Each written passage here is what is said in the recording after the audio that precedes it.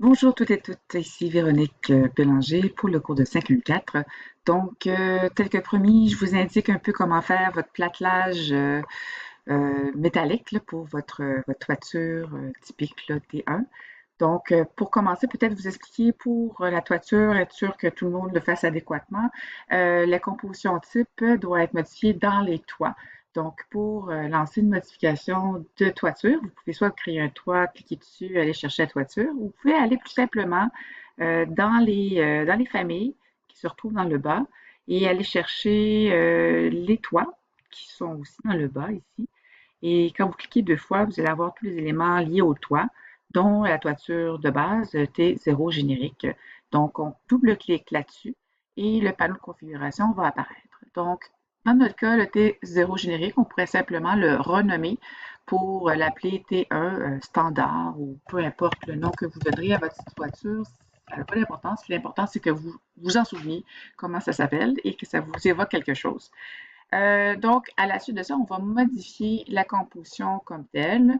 On a déjà le platelage qui est à 75 qu'on va changer pour 38 et on a la structure, la poutrelle d'acier qui est à 610. Donc, on va ajouter quelques couches en allant ici et en faisant insérer à quelques reprises. Et nous allons commencer par la membrane. La membrane, c'est pas si important de la mettre. Moi, je la mets parce que je me dis que plus les compositions sont complètes, plus c'est facile de suivre le PDM, suivre finalement la compo. Donc, c'est une membrane, on n'a même pas d'épaisseur. Par la suite, on va aller avec le panneau de support qu'on va mettre en finition. Si vous mettez doublage, votre priorité ne fonctionnera pas là, avec votre composition. Donc, on va y aller avec un panneau qui n'existe pas. Donc, on va créer le matériel. On va l'appeler, on va donc renommer ici avec le bouton de droite, renommer. On va l'appeler panneau support membrane. Et on va lui donner dans les graphiques là, une apparence au motif de coupe premier plan, une apparence de hachurage vertical qu'on peut avoir. Si vous faites V pour vertical, il va apparaître vertical. Puis peut-être qu'un vertical plus serré serait plus adéquat, là, donc on fait OK. Et par la suite, on peut faire simplement appliquer et OK. Et de cette façon-là, il est appliqué directement ici. Donc, l'épaisseur, on va changer ça pour 7 mm. Là, si vous allez voir dans les fiches techniques, vous remarquerez là, que, par exemple, pour un Sopra Smart, c'est à peu près 7 mm d'épaisseur. Ensuite, vous avez l'isolant. L'isolant qui est isolant vide, qui va être un isolant de polyisocyanurate. Et donc, comme ça, OK. C'est cet isolant qui va vraiment être isolant comme tel, qui va avoir 125 d'épais. Ensuite, on va avoir l'autre isolant qui est l'isolant de pente. Donc, lui, il va avoir une hauteur variable. Donc, on va chercher le même matériau, donc le polyisocyanurate. Et celui-ci, on va mettre l'épaisseur minimale qui va être d'un demi-pouce là, de 13 mm. Et on va indiquer par le crochet qu'on veut que cette valeur-là soit variable. Et finalement, on a aussi la membrane par vapeur qu'on va mettre en place. Donc, même si on met une composante par vapeur dans notre compotype, il y a des bonnes chances que cette membrane-là n'apparaisse pas dans votre illustration de la composition. Il va falloir l'ajouter manuellement. Puis, qu'est-ce qu'il me reste? Il me reste peut-être aussi un panneau de support que je devrais ajouter. Donc, le panneau de support, lui, devrait être dans doublage. Et ça va être un gypse extérieur qui va être utilisé. En général, aux périphéries des toitures, c'est plutôt un contreplaqué au niveau des parapets. Mais donc, gypse extérieur ici. On va faire OK. Et son épaisseur va être de 16 mm si on se fie à notre composition type. Donc, tout est en place pour la compo. Donc, on va faire OK. Et appliquer OK. Et de cette façon-là, on va pouvoir venir avec l'outil annoter composant de détail, composant de légende en fait, ajouter notre composition type, de toiture. Donc, il faudrait simplement aller la chercher. Toiture P1 standard qui apparaît ici. Et vous avez simplement à ramener ça en avant pour que les lignes de coupe soient adéquates. Donc, on va les étirer comme ça, les étirer de l'autre côté. Et là, on voit notre composition là, qui est ici. Donc, on va maintenant être prêt à mettre le profil métallique, là, le pontage métallique ici. Pour être capable d'aller chercher, quand on s'est parlé, on pouvait créer une famille, mais on m'a fait remarquer que la famille en tant que telle existait déjà. Donc, pour aller chercher une famille Autodesk, vous allez dans Insérer, et dans Insérer, vous avez Charger famille, mais vous allez aussi charger famille Autodesk. Donc, si on clique là-dessus, vous allez pouvoir retrouver, en cliquant sur le mot de recherche platelage, vous allez tomber sur les différents platelages qui existent et celui que nous, on veut. Bon, il y a le platelage toiture qui existe aussi, mais on va prendre simplement le platelage métallique. Donc, on perd charger. Et une fois que ce platelage va être chargé, on va pouvoir à ce moment-là l'insérer comme composant de détail là, de cette façon-ci. Donc, vous voyez que c'est un peu embêtant parce qu'on ne peut pas nécessairement là, venir se skipper sur les lignes.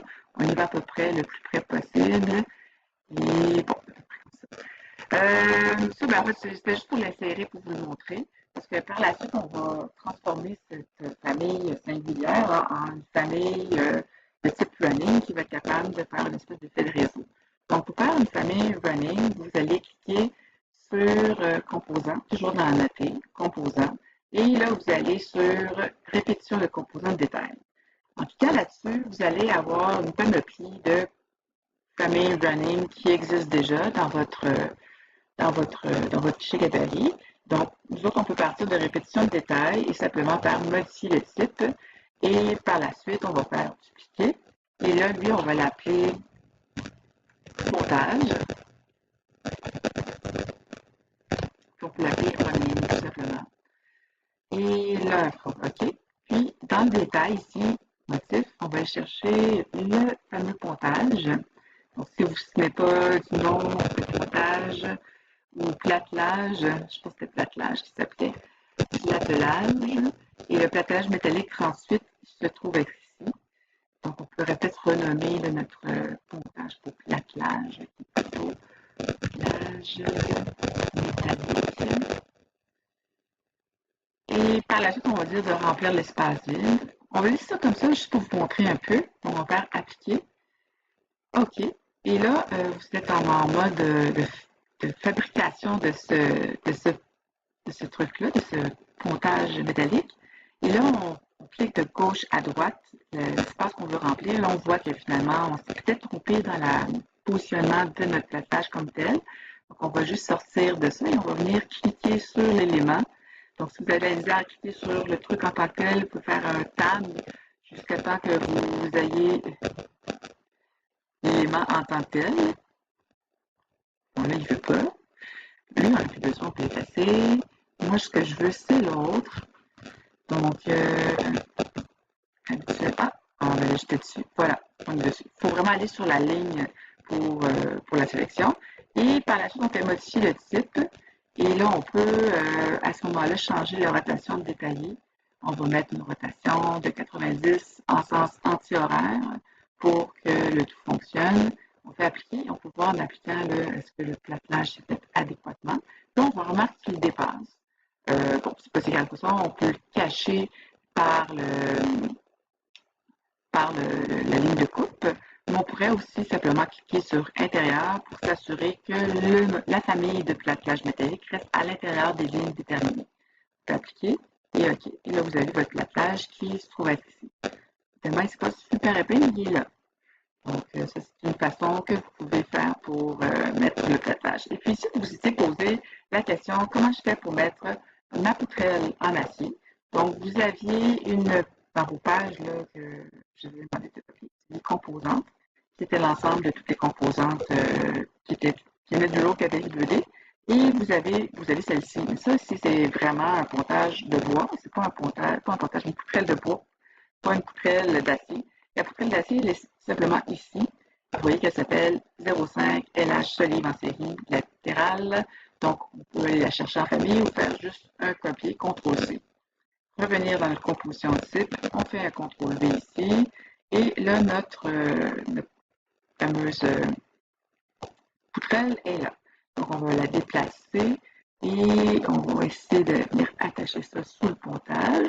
Là, on ne veut pas nécessairement avoir le sabot, en fait, l'assise de la poutrelle. Donc, on va juste la tasser un petit peu pour qu'on voit simplement le détail des membrures et de l'aile haute et basse. Là. Donc, on va le tasser encore un petit peu. Puis, on peut aussi, par la suite, on ne peut pas vraiment l'agrandir. C'est vraiment une section qu'on voit. Donc, à ce moment-là, on va le mettre ici comme ça. S'il manque un petit bout, c'est pas si grave que ça, là, en tant qu'on ait quand même la dimension. Mais ce que vous allez pouvoir remarquer, par contre, là, si on fait une mesure, c'est que cette poutrelle-là n'est pas la bonne taille. Elle est à 508. Là. Nous, on va avoir 610. Donc, pour avoir 610,